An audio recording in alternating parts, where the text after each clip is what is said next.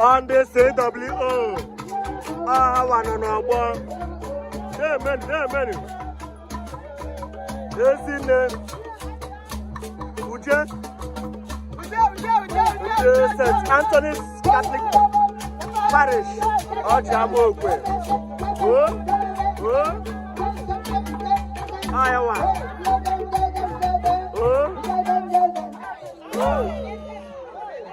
Bwana egwu a ya deme, mmadụ emeni. Bwana egwu a.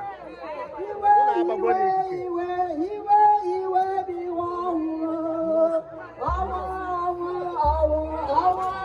agbagbo n'ikike.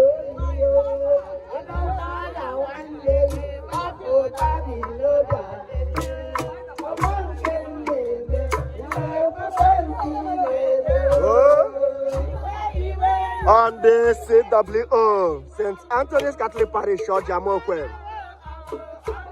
Ebe ha nọ na nke ndị be Zoma dị na Ogbuagu Orji Amokwe.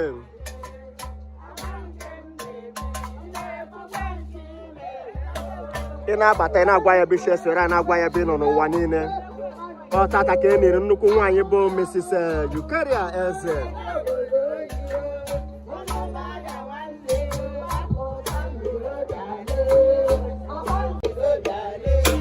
On the CWO, St. Anthony's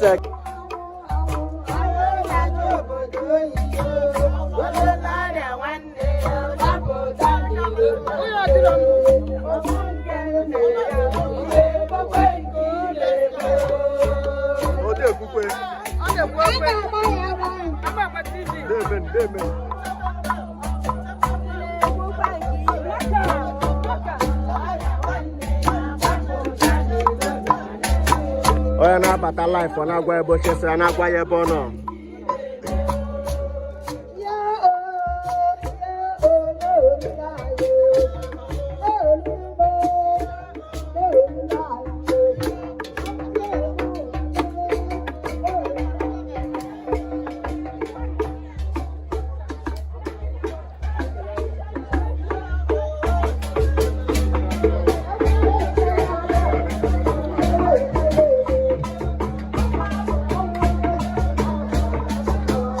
Akpakoro fi ndị solista na-eri ka ị bịa join aha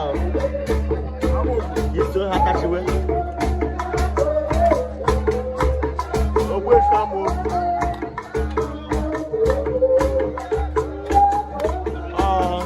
Solista Club Lagos.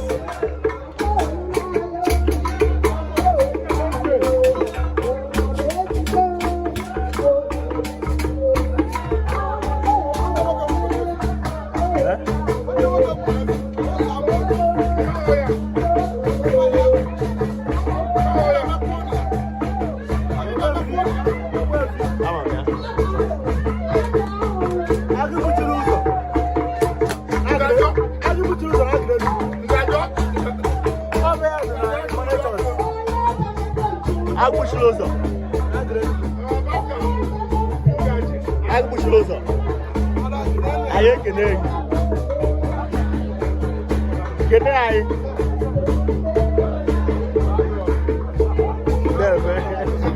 Imeterie.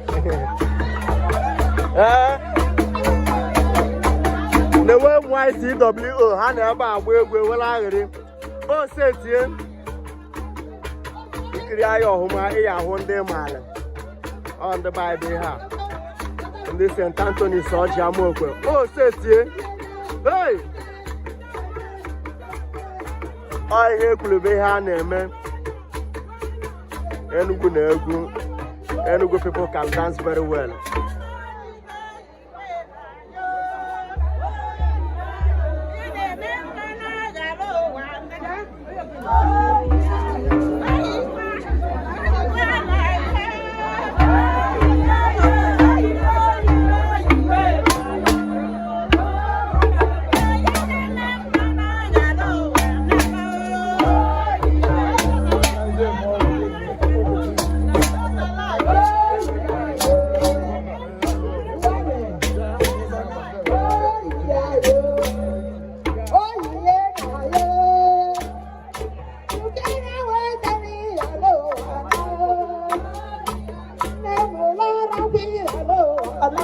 na-enekwa ya ọhụma ịya ahụ ndị mmadụ ndị Orji Amokwe be anyị on the CWO St. Anthony's Catholic Parish. Ọha nọ n'ọgbọ.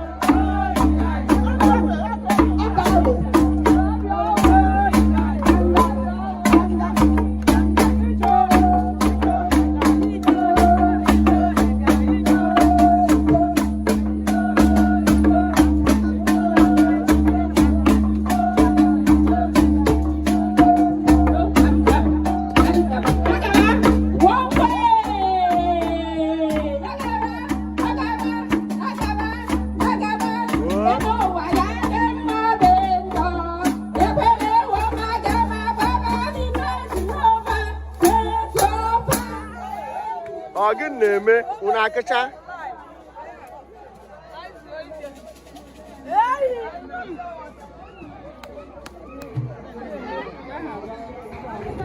Aya kana go moare.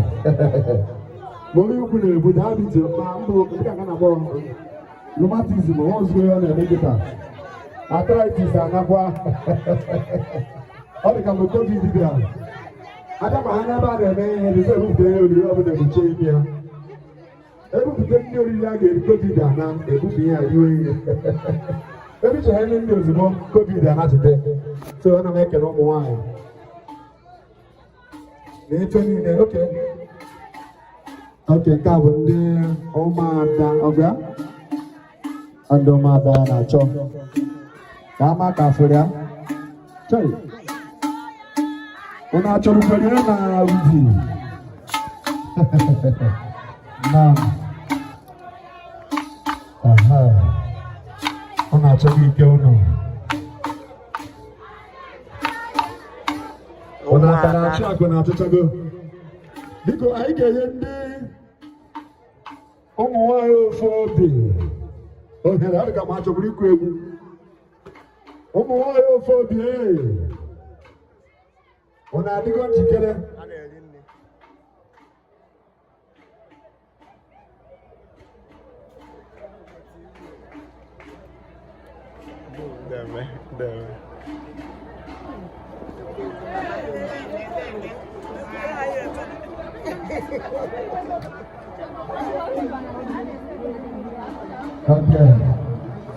ebe ọ bụ na isi esere anyị na-agwa ebe isi esere na-agwa ya ebe ị nọ ebe anyị nọ bụ na nke ndị be Ọzọma dị na Ogbuagu Orji Amokwe Ogbuagu Orji Amokwe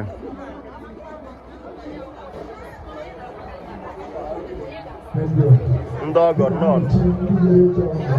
ọgọ nọn alanụ na-eme aga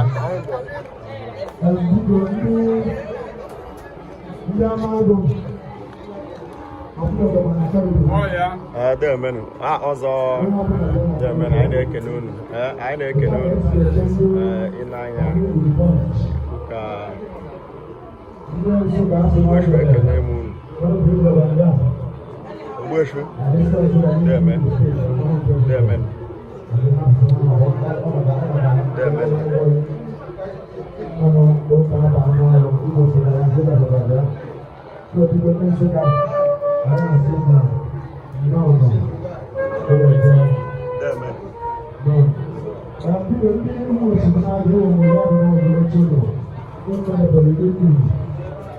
anyị na-ekene unu niile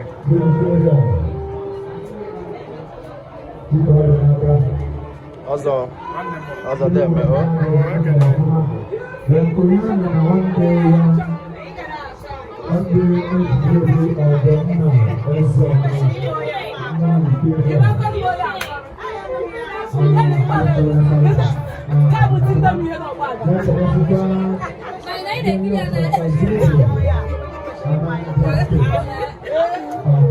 Ahụrụ m zowe ndị a sie ya ọgụma onye kiri owu ya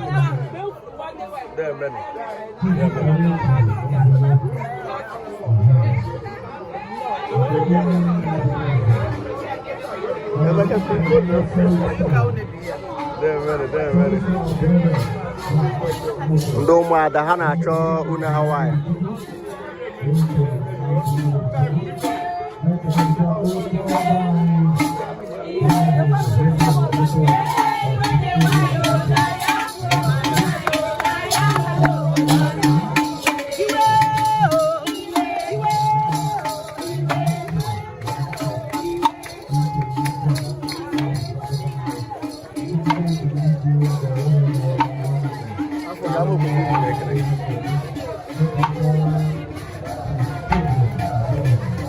ndị a bụ ụmụ nwanne m Eucheria n'ahịa ha si ụmụ ochigbo na-agụ wee bịa ebe a anyị na-ekene gị ndị ka imere a na-emekwe unu tie ya anyị na-ekene gị nnukwu ọgwa ichie anyị na-ekele gị ndị ka imere anyị na-asụ unu nnọọ n'ụgbọ agụ ndị ihe na-agwaka n'ụmụaka ọ hapụrụ ndị ihe na-agwa ọkwa ebere ememe ka ọnwụ nwaanyị a wetara ụmụaka aga m n'ihu ịdị n'otu udo na ahụike a ghara ịkpasa imebicha ihe emebede ka ebe emebe adị mmadụ nne mgbe ụmụaka na ka ha ji akọmpost onwe ha adị m petali very happy. Anyị ekele gị anyị ekele gị ndị ka ibe ndị ka o si aga ụbọchị dị mma aga nwụrụ agha meji omisi ebe m niile bụ ka Chineke rabata na ya na ọ na paradise ịgbarịa njụ anyị odogwu ekele gị ndị ka eji ada anyị nwaanyị ịbụ na nwaanyị mana o mere ihe o kwesịrị ime anyị si abịakwa ya hụrụ iwu ibetemala ka tupu na alụpụta obi ya na ndokwa anyị ekele gị onye isi ndị ka o si aga ahịa mmiri juru anyị isi na ya bụ ada anyị nwaanyị mana ọ bụghị ya bụ mbụ na isi ebe ọ na-echekwa ụzọ na ọrịa mbụ anyị ekele gị amaobodo ọ na-ekele ọ ndị ụmụ ochibi na-agụ ada anyị nwaanyị soro gwachi ube maka anyị nọ ochibi ụmụ ochi bụrụ ada ụmụ ochi so ọ ya bụ anyị bịara ka anyị kwanyere ugwu ibe azụ n'ụbọchị taa osi aga nke ọma a sị na igbo niile jeke n'otu onye oge nke erugoro ọ na-aga daalụ anyị ekele unu niile nnọọnụ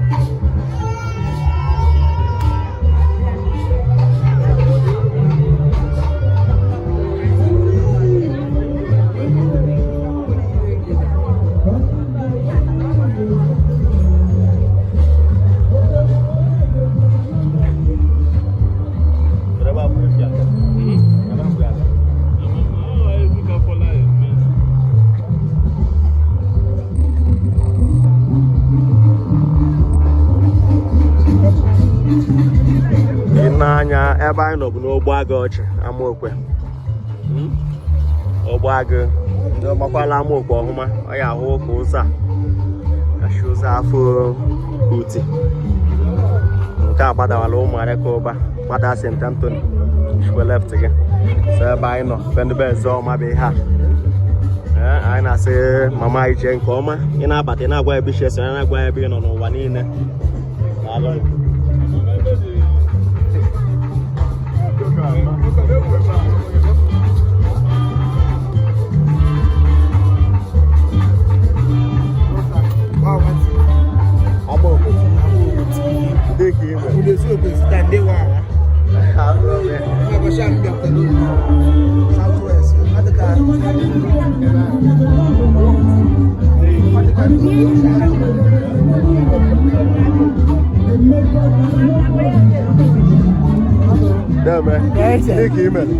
ọ na-agakwa daalụ eweta gị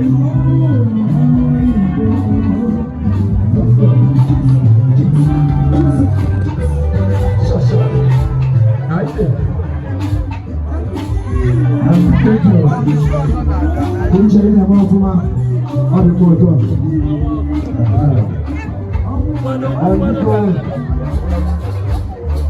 Ndị Amagụ.